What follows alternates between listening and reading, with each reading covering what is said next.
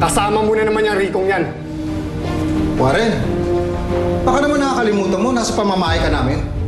Magpakita ka naman kaya ng magandang asal.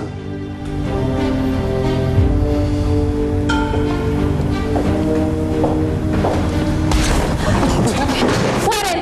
Warren, ano ba? Wala ka sa teritoryo mo, kaya matuto ka ng respeto! Umalis ka rin sa pamamahay namin! O gusto mo natawag ako ng polis para kalat-kalat ka papalabas dito? O ano pa inantay mo? Di pa ako tapos. At babalikan ko kayong lahat. At hindi ako papayag na makuha ka sa akin ng lalaking yan. Tandaan mo yan! Wala ka talagang galang ah.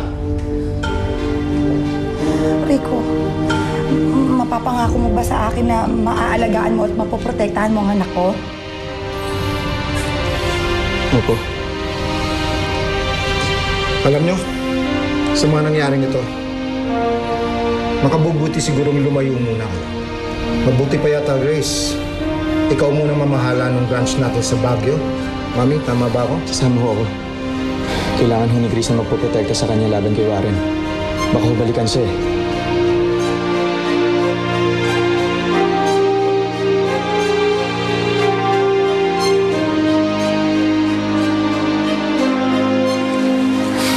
Mami!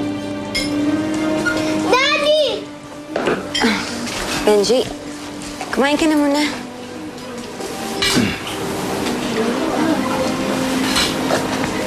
Mauna na ako.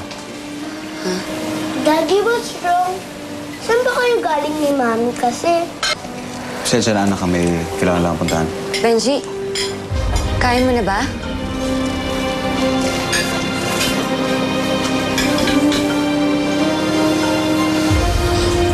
Ate Himala, nahiya mo si Kuya Benji niya.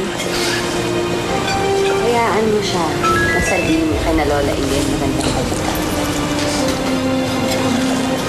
Oh my gosh. Successful ba yung plano mo? Ano? Naniniwala na si Kuya Benji sa'yo? Alam mo, Lisette, wala naman akong dapat patunayan na kay Benji. Lalo na't nakita niya kung paano namatay si Sharina. Sa wakas, na-dispatch ako na rin sa buhay namin yung Sharina niya.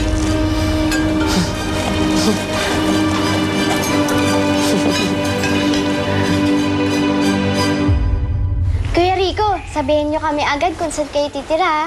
Magpapakasal na ba kayo? Abay ako sa kasal niyo, ha? Oo naman, Pepa eh. Alam mo, ikaw pa makalimutan ko.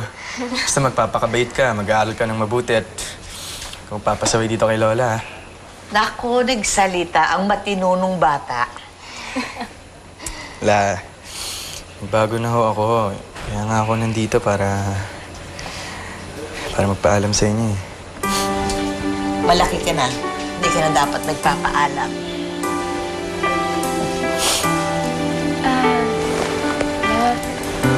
Ayaw niyo ba talaga sumama sa amin? Naku, wag na. Ako'y magiging pasaway lang sa inyo. Papabigat lang ako sa inyo. Naku, La, hindi ho totoo yan. Eh kung kayo nga ho, natiis niyo kami ni Kuya Benji nung mga bata pa kami. Kami naman ho dapat ang magbalik ng utang na loob sa inyo. Naku, hindi ko kayo pinalaki para alagaan ninyo akong sa aking pagtanda.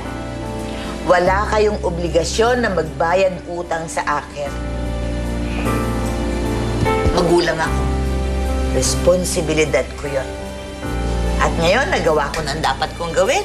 Ako'y masaya na makita kayong nakatayo na kayo sa inyong sariling mga paa. Basta, tutuwa ako sa'yo. Huh? Kuya Benji. Oh, Benji! Ano? Ano nangyari sa'yo? Ba't ganyan ka?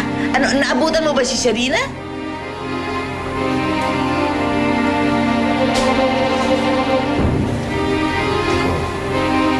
Hindi ko alam, Lola. Sumabog ko yung planong sinasakyan niya.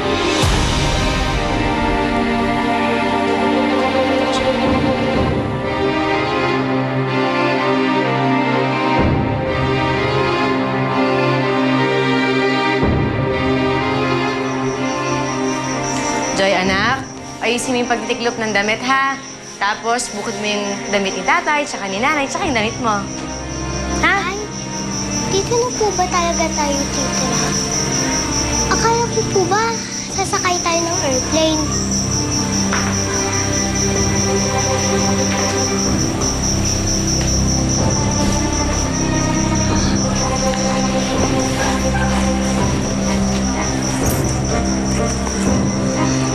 Nay! Oo. Tignan mo! Ang daming pera! Ha?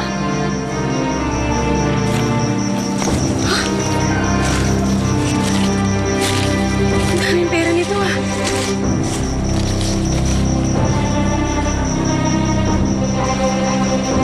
Bakit nyo hawak yan? Sinabi ko ba makailan kayo sa gamit ko? Pero Nelson, bakit ang dami mong pera? Saan mo kinuha yan? Matuwa na lang kayo sa biyayang tanggap natin. Kayo rin naman makikinabang sa bagay na ito eh.